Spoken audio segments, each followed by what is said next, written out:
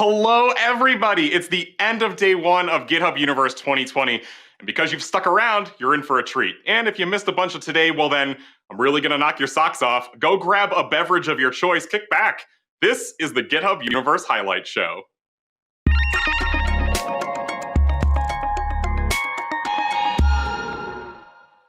Hello, everybody, and welcome to the GitHub Universe Highlight Show. I'll be your host, Kyle Daigle. Over the next 15 minutes, I'll be sharing some of the highlights from today, including our huge keynote and all of its announcements, highlights from the 17 talks that you definitely can't miss, our absolutely killer Playtrack, and of course, I'll have you completely ready to go for tomorrow's session of GitHub Universe, which kicks off at 9 a.m. Pacific.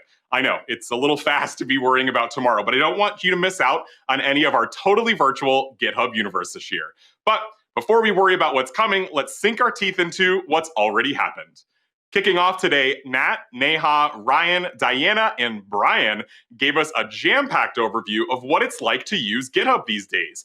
We've made quite a few changes in the past few years that make GitHub more useful day to day, easier to get your daily work done, and hopefully a little bit more enjoyable too. Kicking off the keynote, we announced that GitHub Discussions is now available in public beta to help you and your communities collaborate together. Good morning. Welcome to GitHub Universe. Today, we are going to walk you through how we use GitHub at GitHub, and along the way, show you some of the really cool new features we've been building. Let's check it out. I start my morning with the GitHub mobile app. I check out my notifications, and I catch up with my favorite communities.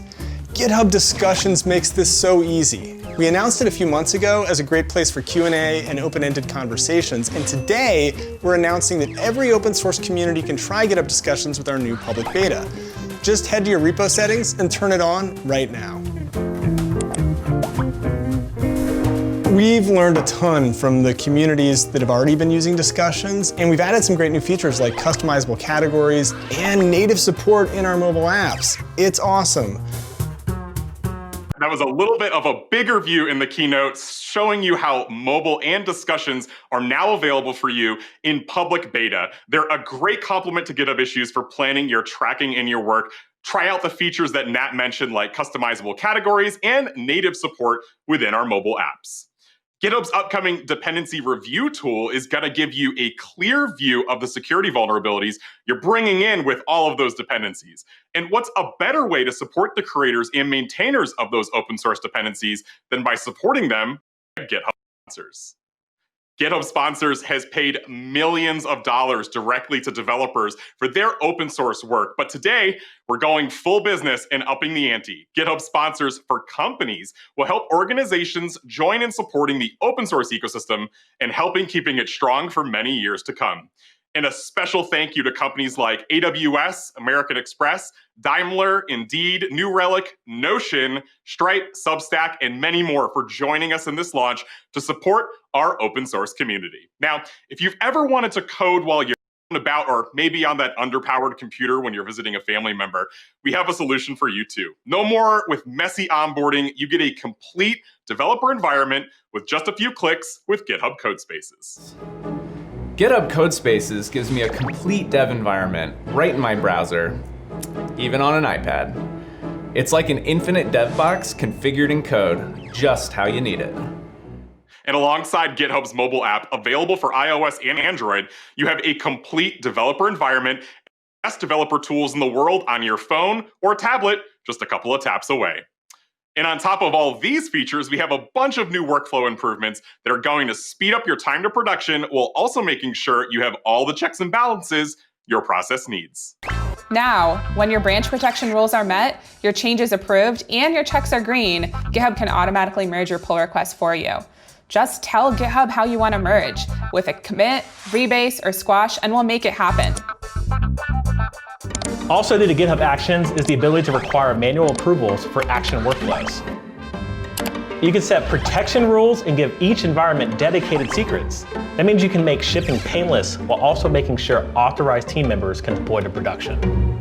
These new improvements are so good. At GitHub, we're able to use auto merge to get pull requests into their action workflows faster than ever for some projects. And for parts of the app that need a little bit more review, manual approvals allow us to check our test deployments before letting our continuous deployment workflows take over for us. GitHub Actions is now a full-featured CI and CD platform ready for you to use. I can't wait to get these features into your hands because sometimes it's the little things that make the biggest difference.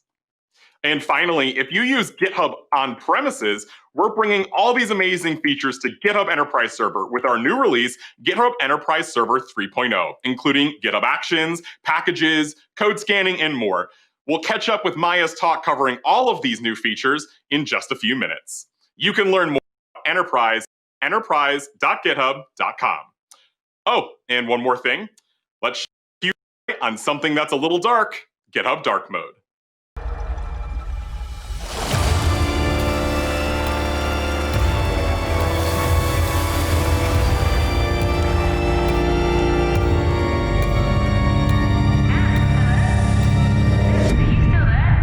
Whoa. What was that? Are you okay? Is it real?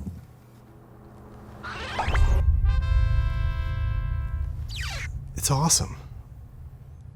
I gotta up my slipper game after watching that. I know you've been asking, begging, pleading for this feature for a while, and we're happy to announce that it's here. GitHub Dark Mode is available now, today, right this minute. Either use your system settings or the settings within GitHub to quickly enjoy the dark, dark bliss of a much darker coding experience. I promise as soon as I'm out from behind all these lights, I'll be turning on dark mode too. And you all loved the announcements, that much is clear. Let's take a look into your hot takes on social media and see what you all thought about the keynote. I'd love for you to share what you're loving or finding exciting about GitHub Universe. All you need to do is tag it with the hashtag GitHub Universe, and your tweets and Instagrams might show up in our highlight show as well. All right, let's take a look at what you thought. First of all, meet Bruno, a cat programmer who seems to really be enjoying or maybe is utterly confused by the Playtrack performance, I'm not sure. I love seeing where you all were watching from home today. And Bruno, please stick around for day 2. Moving on, Brady was a little confused by his big excitement for GitHub Dark Mode. Listen, I think I could hear all of you from my house, and this room is pretty soundproofed. I assume you explained to them the utter importance of Dark Mode, Brady. And finally, Sunny caught a line from Nat in the keynote about how GitHub sponsors can let open source developers work for the internet. We already have many developers on GitHub sponsors making 6 figures full time, which is awesome. And maybe not quite a cat and mouse duo, but now we have Boris watching GitHub Universe from Miles's house. And I think taking a liking to Martin and Dana. Boris should meet Bruno, Mona. Feels like we have a whole programming cartoon on our hands. Share what you're thinking. What was your favorite part of Universe? Use the GitHub Universe hashtag. I'd love to feature you in the show.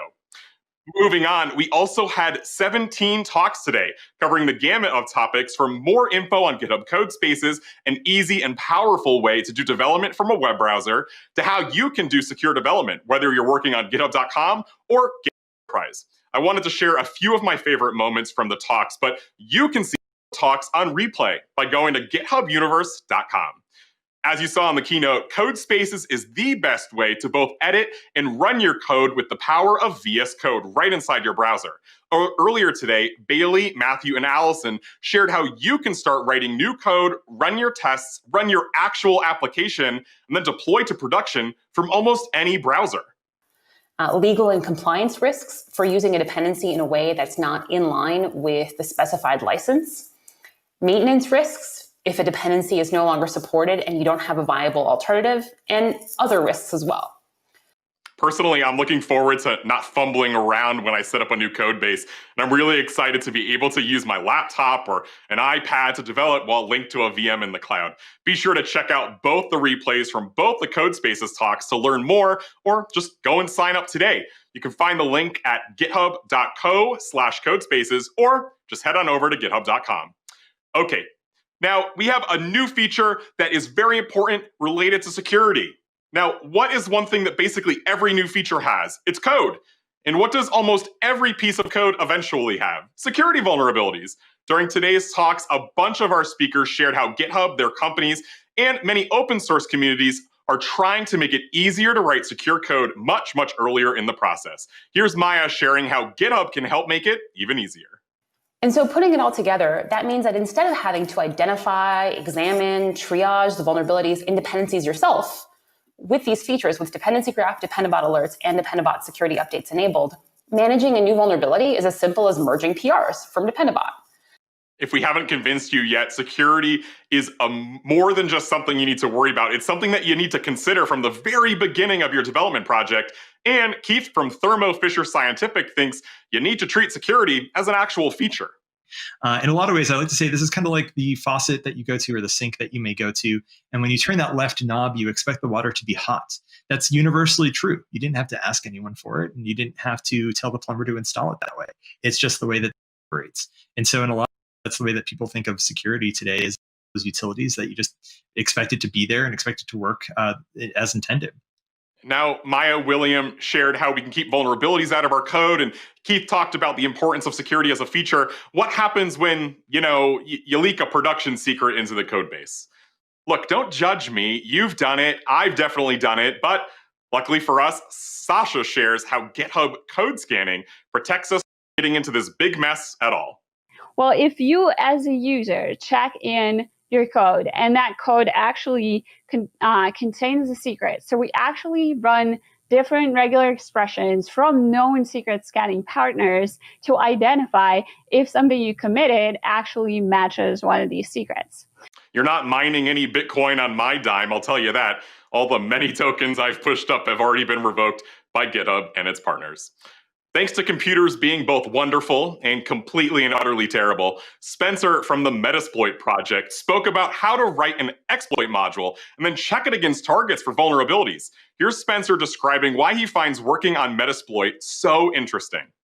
I talked a lot about writing the exploits, and that's really where it's at. I always find that incredibly exciting because you're tinkering with things, and it's oftentimes a puzzle where you're trying to create content to leverage functionality or a feature or a bug in a way that it wasn't originally intended to be leveraged. So it's oftentimes very, very challenging and very satisfying in order to be able to solve that problem.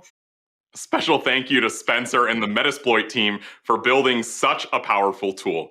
GitHub's been working hard to bring you more features that keep your code secure before it gets into production. And during their talks today, Boz, Xavier, and Justin shared how we're helping developers use GitHub Advanced Security. And Boz and Xavier shared how the community is using CodeQL to find more novel vulnerabilities than ever before. To learn more about CodeQL, head on over to securitylab.github.com and be sure to check out the full talks from today and dive into how you can use CodeQL yourself to find all the vulnerabilities that you can think of in your own code. And of course, check out github.com/security to learn more about all the ways GitHub can help you with secure development. And finally, if you're a GitHub Enterprise customer, there are amazing features, workflow improvements, and security automation coming to you in our next release. Here's one of the many demos from this talk showing off the new private pages feature to make inner sourcing even easier. This is a company wiki built on private pages. Private pages, again, is another new feature which is in beta now and which is going to launch for everybody before the end of the year. And what it means is that you can create pages, just as you know and love them with GitHub, which are only accessible by people in your enterprise. There's more where that came from, though. Just to name a few, we've got GitHub Actions on premises, automated code and secret scanning alerts, conditional access policies to better lock down your environment, and extended branch protection rules that are environment aware. There's so much for me to cover here. You should check out Maya's whole talk as a replay. And best of all, these features will all be available to you in a release candidate starting next week. In our third track of sessions, the university track had sessions today aimed at student developers, like a talk from Emoju Miller, technical advisor to the CEO, about the myth of innate technical ability, and a talk from Mike Swift, CEO and co-founder of Major League Hacking, about how everything you think you know about tech internships is wrong. If you're a student and interested in diving in yourself, head on over to the university track to prep for day 2. And phew, if 3 talks and sessions weren't enough for you, did you take a look at the Playtrack? The Playtrack has some of the coolest, most artistic uses of technology that we could find, and we are so excited to bring you more this year. And check this out. This is Sarah Davis, who also goes by DJ Dave on Spotify. Go check that out. She's live coding this amazing track that helped kick off GitHub Universe. The GitHub team was so loving every second of this performance, and so were you on Twitter. Be sure to check out her performance and all of the amazing performances on the Playtrack tomorrow. I promise you, they are worth a watch and listen. All right, we've covered the keynote, the talks, the 4 tracks, and all the performances from today. How about we take a look at what's coming tomorrow? To help us out with that, I've invited Liz Sailing, Director of Software Engineering, to tell us a little bit about what she'll be helping to present tomorrow. Hey, Liz. Hey, Kyle. Thank you so much for joining me after such a busy day. So I worked together a bit on paying down some of GitHub's technical debt over this summer alongside so much of GitHub engineering. Can you give us a little sneak peek of what you'll be talking about tomorrow? Absolutely. I am so excited to share with you how we coordinated the efforts of dozens of engineering teams and hundreds of engineers to pay down technical debt here at GitHub. That we were able to significantly invest in the state of our software and our systems and making it faster and easier to build and ship GitHub. And even I was in the middle of it, right, while it happened. And I love seeing what we put in place to keep improving on this new and improved state. So if you're interested in how we do DevOps here and the metrics that we watch to know how we're doing, and frankly, if you just want to hear from a couple of the amazing engineering leaders that I get to work with, come hang out with us tomorrow as we talk about how we came together to tackle our technical debt. Well, Liz, there is snow on the ground here in Connecticut, but in your honor, I put on my nerdiest Hawaiian shirt. I hope you're in a much warmer situation than I am today. I am. It's a balmy, 79 degrees here in Kona. Maybe that'll be my talk for next year at Universe, is how we can all work from amazing paradisical locations. See, now you're talking. Thank you so much, Liz. You bet. And you can watch Liz, Keith, and KK's talk about reducing GitHub's technical debt tomorrow on the developer track at 10:30 a.m. Pacific. Along with Liz's talk, there are a bunch of great talks for you to check out tomorrow at 9:30 a.m. Pacific. You can learn more about visual tests on every pull request from Angie Jones. At 10 a.m. Pacific, join GitHub's own Brian Douglas, who will help you get traction with GitHub Actions. And finally, check out the newest continuous deployment features that you saw in today's keynote at 11:45 a.m. Pacific with Chris Patterson. Thank you so much for joining me for today's GitHub Universe highlight show. I'd love to hear your highlight from today. Use the hashtag GitHub Universe and feel free to mention me, Kyle Daigle, and you might end up in tomorrow's show. GitHub Universe will also kick off broadcast with live at 9:30 a.m. India Standard Time. So if you're in the Asia Pacific region, be sure to check that out. Enjoy the rest of your evening, day, or morning. I'll see you back here tomorrow at 1:15 p.m. Pacific. A special thank you to the team that helped put this show together, and I'll see you tomorrow.